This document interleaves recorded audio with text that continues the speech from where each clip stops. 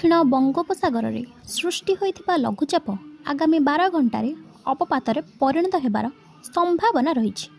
यह प्रभाव में राज्य में स्वल्परू मध्यम धरणर वर्षा होबार संभावना रही। भुवनेश्वर आंचलिक पाणीपाग केन्द्र पक्षरु एने पूर्वानुमान करा जायछि।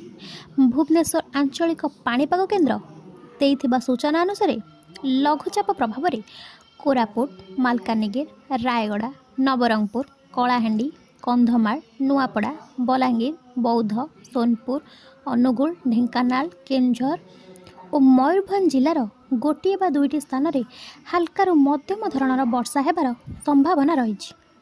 आज भुवनेश्वर और कटक सहर समेत उपकूल और दक्षिण ओडिशार किछि अंचल में हाल्कारु मध्यम धरणर वर्षा होइथिबार सूचना मध्य मिली।